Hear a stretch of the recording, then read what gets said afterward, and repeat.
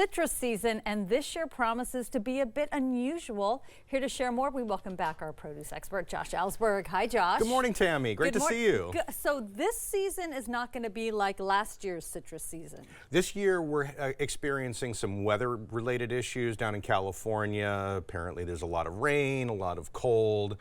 They're having trouble with some of the harvest on some of the fruit. It's not sizing up like we normally have. But there's a lot of great citrus out there. I want to make sure that the audience knows, like, go get the citrus. I mean, this looks amazing here. So thank you. Yes. Okay. Do we want to start with how to pick citrus? Because I am a very picky citrus picker-outer. That's good. Yeah, and that's a good idea. So generally, what you're looking for, and especially when you have a lot of different varieties like what we see over here. The most important thing that you're looking for is color and density, weight. So feel that, for example. So this is the mellow gold white grapefruit that we really like. Yes. But you see how it feels heavy. Feels heavy. So that means there's going to be a lot of good juice in it. In fact, we're going to open this up here. What is this? So it's a white grapefruit. And so most people know the Florida white grapefruit. This is a California white grapefruit called mellow gold, and we've got a couple of different white grapefruit varieties. So you can see a little bit of the inside here. Yes. If I can get there we go. Ooh, and this is so really fragrant and juicy. I mean, the juice is sort of running off my hand there.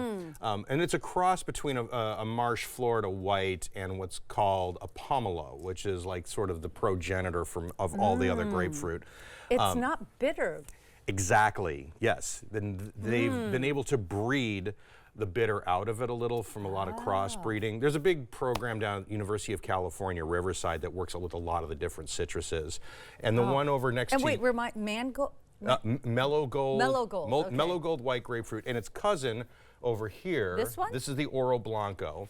This one is going to be a little less juicy, but you can feel that there's still a little bit of weight on that too. It looks like a grapefruit orange combo.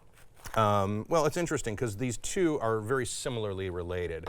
Oh. And here we can see the inside of that guy too. Oh, there we go. Oh, completely different flavor. A little bit different flavor, yeah. But we really like this one too.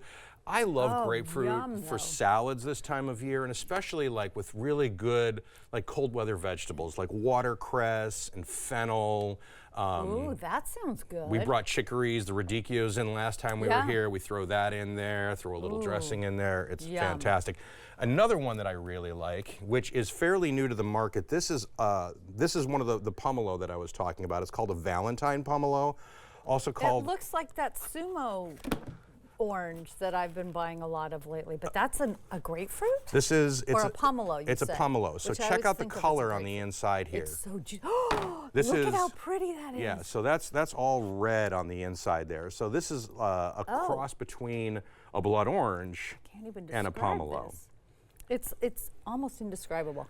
So it's got a little bit of that rich flavor that you would get from a blood orange, and we're going to cut open some of the blood oranges here too. It's refreshing. Ooh, and I love the color. And it's so pretty on a salad, you know. I'm getting it all over my face. You know, so something like that goes really well with with olives or something salty. So you get a little bit of that sour and sweet, and a little bit of the salty on top of that, especially when you add the radicchios in. Yeah, do you ever cut yourself when you do that? I try not to. Actually, yeah. Although, you know, we probably wouldn't be able to tell the blood from the blood orange. But yeah, look at the color on that guy there. It smells so good. These are so refreshing, and they're so rich in flavor.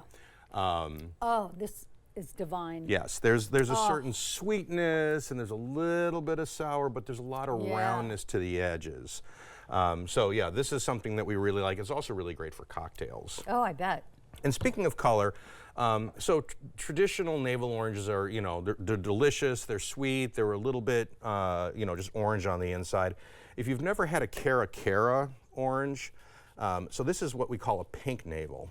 And when you open this up, see, that's gorgeous you can see the color. There we go. The color on the inside. Those are sweet too, aren't they? They're very sweet. And you know, one thing, you know, like when my son isn't feeling well, we'll squeeze a little bit of this into some warm water and throw some honey in there.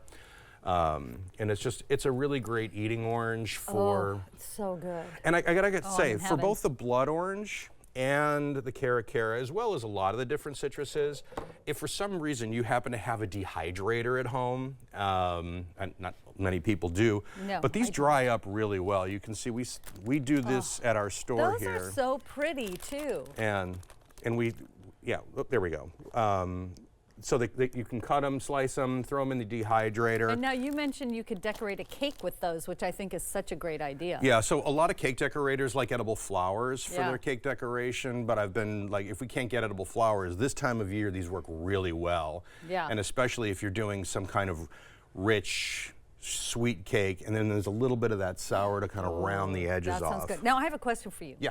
Because when I'm picking out oranges and citrus, I try to get them obviously heavy. I try to get them smooth skin. Yes, that's and another I trick. try not to get too much on top here because I feel like then underneath it it's dry. Am I wrong in that? I guess it sort of depends on which variety that you're That one looking feels at. But yeah, what you want to do is look for things. You don't want a ton of blemishes. Although I will say something like this here. This Not a is big deal? Yeah, no, this is totally fine. Okay. And there's a lot of other like little blemishes that you see on these. Like this is the red grapefruit here, the Rio Star grapefruit. When you've got this like scuffing here, that's Yeah. really just from tree rub. Okay. And so that's totally fine. Okay. But you want to avoid certainly any moldy spots or like black spots. Yes. That's something that you want to avoid. Okay. If it's super soft, you also want to Right. you don't want to get into it. Okay. But yeah, look for firm, look for heavy, look for glossy, Okay. and yeah, smooth skin. I mean, to a certain degree, is something that you're Okay. looking for. With a really bumpy variety like the Valentine Pomelo, you're probably not going to get as smooth. Okay, So now- you're comparing it to some of the others on the display. We did not get to the lemons, but you have a Citrus Fest coming up, so we'll tell people about that on our web posting. Sounds good. Yes. Okay, it's next weekend. Next Okay. Saturday. Come and Okay, check us out. Sounds good. Okay, we're going to have a link to more information about Josh and all of his produce inspiration on our website at katu.com/amnw.